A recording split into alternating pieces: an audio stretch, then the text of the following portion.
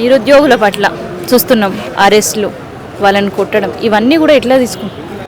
ఇవాళ కాంగ్రెస్ పార్టీకి నిజంగా చిత్తశుద్ధి ఉంటే ఇలా ఉస్మానియా యూనివర్సిటీలో దాదాపు దగ్గర ఒక 500-600 మంది పోలీసులను పెట్టడం, ఇవాళ అనేక మంది ఏదైతే మీరు చెప్పినటువంటి కాంగ్రెస్ మేనిఫెస్టోలో ఏదైతే చెప్పారో వాళ్ళు అంటే ఒక నిష్పక్షపాతంగా ఒకటి నికాసైనటువంటి అంటే ఏదైతే మీరు చెప్పారో వాటి మీద అడుగుతూ ఉంటే ఇలా మీకు 100 మంది పోలీసులను పెట్టడం ఎందుకు?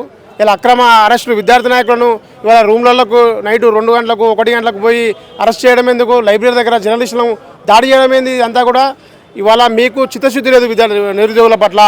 మీరు నిజంగానే చిత్తశుద్ధి ఉంటే ఇలా మీరు విద్యార్థులతో అసలు చర్చలు జరపాలి. అసలు సమస్య ఏంది? ఇలా విద్యార్థులు ఏమైనా గొంతమ్మ కోరికలు అడిగారా? మీ మేనిఫెస్టోలో ఏదైతే చేర్చారో వాటిని అమలు చేయమని చెప్తా ఉన్నారు. ఎగ్జామ్కి మధ్యలో ఒక టైం ఇవ్వాలని వేడుకుంటారు, ముఖ్యంగా మహిళా విద్యార్థులు.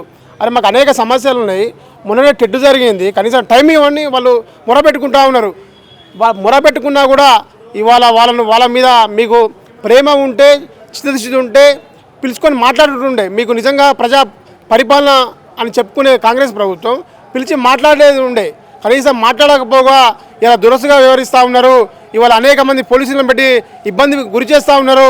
మేము ఈ సందర్భంగా విద్యార్థి నిరుద్యోగుల పక్షాన మేము ఒకటే డిమాండ్ చేస్తూ ఉన్నాం, మీ వైఖరి మారకపోతే మీకు తప్పకుండా ఇలా తీర్మానం వలన ఒక మహిళా డిఎస్సి అభ్యర్థి అంటే పోటీ పరీక్షలు ప్రిపేర్ అయ్యే అభ్యర్థి ఏ విధంగా మాట్లాడుతూ చూస్తూ ఉన్నాం. బిడ్డ ఖబర్దార్, ఈ సందర్భంగా హెచ్చరిక చేస్తూ ఉన్నాం. మీరు ఇష్టం వచ్చినట్టు మాట్లాడితే ఎవరు కూడా తెలంగాణ నిరుద్యోగులు ఎవరు కూడా వట్టిగా ఉండరు, మీ బట్టలు కూడా కొడతారని చెప్పేసి ఈ సందర్భంగా హెచ్చరిక జారీ చేస్తూ ఉన్నాం.